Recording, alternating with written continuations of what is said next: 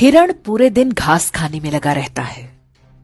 घास को प्रोटीन में बदलने में ही लगा रहता है।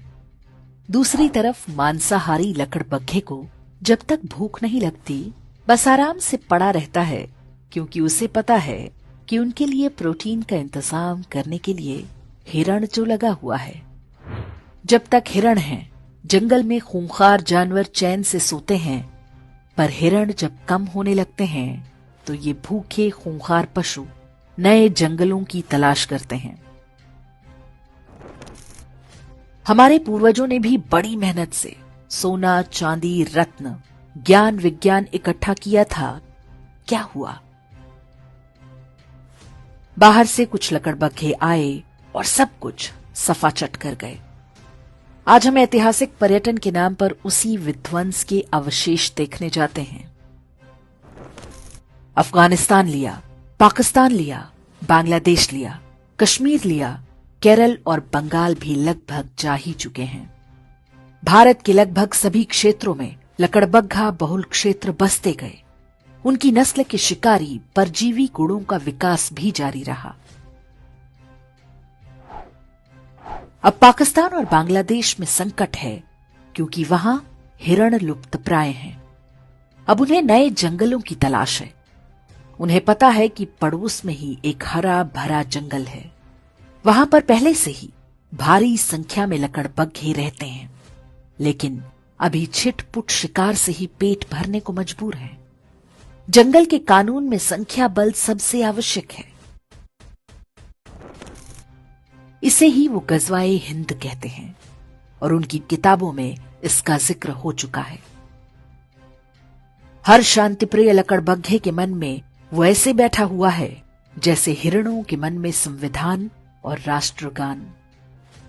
हिरणों को अनुमान नहीं कि आखिरी युद्ध बहुत कठिन होगा, क्योंकि ये अंदर से शुरू होगा, फिर बाहर से।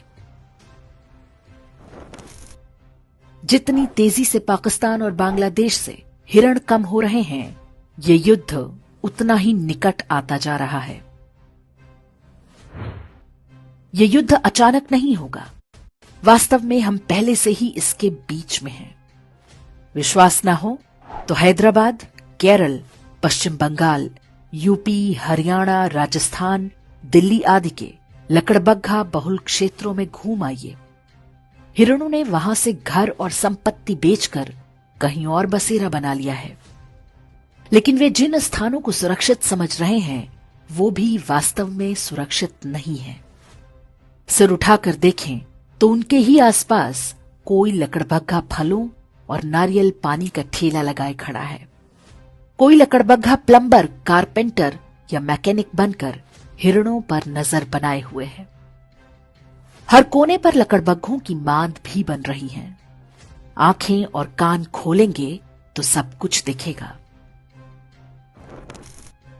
आप खूब संपत्ति बनाएं, अपने बच्चों को अच्छी से अच्छी शिक्षा दें, ताकि वे अच्छी नौकरी या व्यापार कर सकें। लेकिन ध्यान रखना होगा कि आप भी हिरण तो नहीं बनते जा रहे। जिसकी संख्या होगी वही ये युद्ध जीतेगा।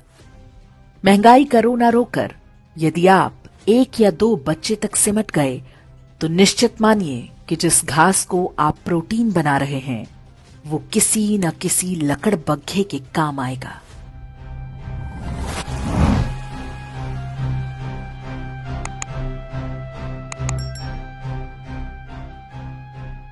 इंडेक्स ऑनलाइन के वीडियो समाज को समर्पित हैं। आप इनको डाउनलोड करके जैसे चाहे वैसे प्रयोग कर सकते हैं। चाहे तो आप हमारे टेलीग्राम चैनल से जुड़ सकते हैं। वहां सारे नए पुराने वीडियो आपको मिल जाएंगे। हमारे सोशल मीडिया लिंक हर वीडियो के डिस्क्रिप्शन में होते हैं। हमारा एकमात्र उद्देश्य हिंदू समाज को जागृत और एकजुट करना है। इसमें सहभागी बने। धन्यवाद।